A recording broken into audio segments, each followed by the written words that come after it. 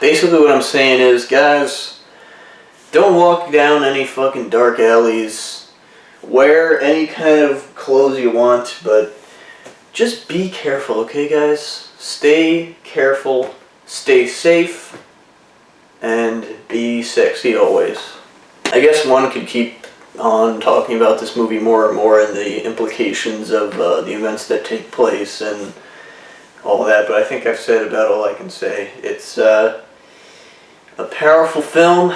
It's got a message. Don't ask me what the message is, though, because I can't kind of think, especially in terms of film, it's kind of relative to whoever the person is and whatever they're living through. And if you're going in there to see a nice little film, you're not going to get that. If you're going in there just to be shocked, I'm not so sure you're going to love this either, because it's not wall-to-wall disturbing imagery, wall-to-wall violence, wall-to-wall sexual violence. You're not going to find that here. Go watch your fucking August Underground shit. I just can't help but feel perhaps a bit more focus and direction on the dialogue could have made this truly a great masterpiece. I don't really know if I should feel offended by this movie, but it certainly got the job done in terms of disturbing subject matter, and it really burrows a place in your mind and doesn't really completely ever go away. Which, I guess if a movie can do that, then there's at least something powerful about its message. I think if I recommend it and you see it, it'll be similar to me giving you a phone call that like a family member just died. It's like, oh, thanks. This is heavier than a death in the family. And not to reveal too much about the movie, but possibly the single most disturbing part about the movie, and apparently I've read that this was actually a mistake and they left it in the film, but in the middle of the rape scene, you can see someone in the distance walk up, notice what's happening, kind of freeze for a few seconds, and then turn around and walk away. That right there, I feel like, whether they intended it or not, is an important, probably the most important part of the movie. And it's kind of hard to admire a film like this, but it's very daring, and they're really going out on a limb and trying to, confront everyone watching with how real and horrible a thing that rape is. Really not an easy movie to recommend, and it really stays with you, especially in the first 24 hours or so after you watch it, and it kind of leaves you just annoyed at the world. But while the camera just keeps on moving during certain scenes, there's other scenes where it's a very bare, stationary shot. Of course, the famous rape scene. It's an unflinching, no cuts, just about 10 minutes or a little bit less. Just a stationary camera shot, it doesn't move. And that's kind of important in terms of it doesn't try, not that rape is ever really glamorized that much, at least not this upfront, but you don't want to glamorize violence and you don't want to glamorize rape, so how do you do that? You show it for what it is in the most basic terms possible, which is just showing it on screen, no cutting away. It's almost like a 70s style that those movies I mentioned earlier, Last House on the Left, might do. There's no cutting away. You're seeing the whole fucking thing. It's brutal, it's horrible, it makes you think, it makes you think again, it makes you think a third time.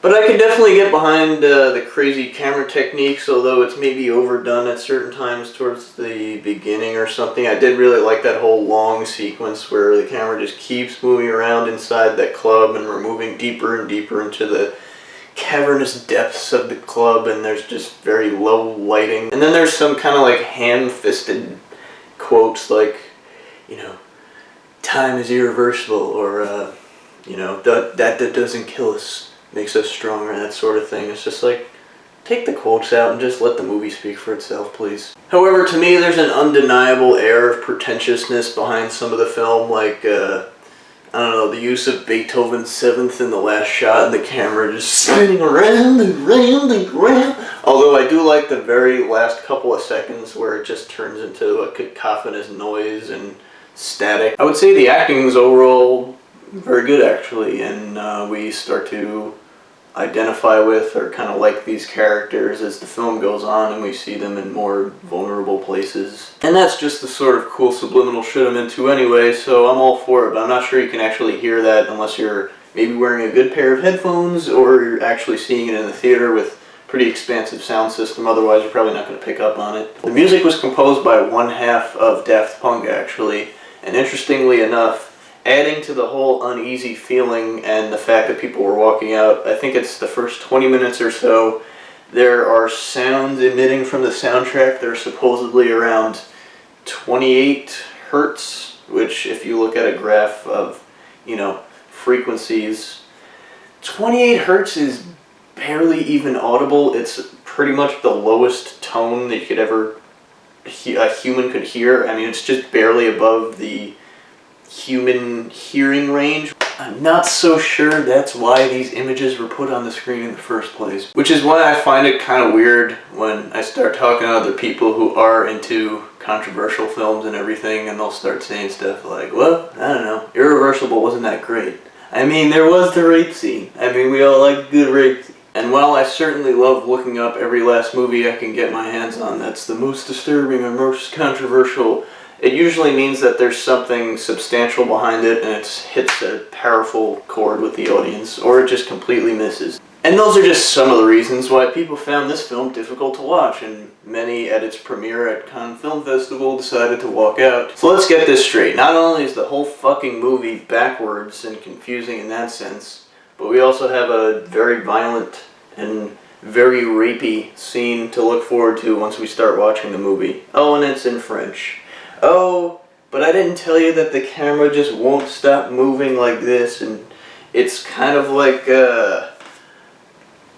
if you don't have control over a jet plane. I don't know how else to describe it. I liked it though. But instead of having a big violent revenge scene at the end as the big payoff, we're instead kind of thrown for a loop, and we're confronted by these images much sooner in the film and are sort of forced to sit with them and comprehend it as the film goes on. And so while this certainly isn't the only, rape and revenge movie out there, because you have I Spit on Your Grave or Last House on the Left or many others, this one decides to take a more artsy tone. However, instead of cheating or some sort of murder subplot, this one is an even heavier subject matter about, first, a very brutal on-screen murder, but that was only caused by a character flipping out because of a rape that happens earlier in the film, or in this case later in the film. The actual story structure here is quite unusual, although two other famous similar instances would have been Memento, which, tells the story backwards, but it kind of jumps around a lot, whereas this kind of rigidly goes from the last moment up to the beginning of the scene that preceded it, sort of thing. It's a bit more like Harold Pinter's The Betrayal. And the whole thing was only shot in 5 weeks, and the cast and crew were pretty dipped in alcohol the whole time, as I understand. This film actually got the green light to be made after only 3 pages, and at that point it was a treatment page, so there was no dialogue whatsoever. Sugar, uh-oh, etc., etc. I don't want to pay copyright. 2002 is the year that today's film Irreversible came out, made by French filmmaker Gaspard Noé. I think I'm pronouncing that right. He's part of the transgressive film movement, meaning literally just trying to provoke the audience in some way, or just be controversial, kind of, or also encompassing some filmmaking techniques that are maybe off the cuff in the moment, but at the same time it's a mixture of that freewheeling kind of spirit with very rigid, calculated camera movement.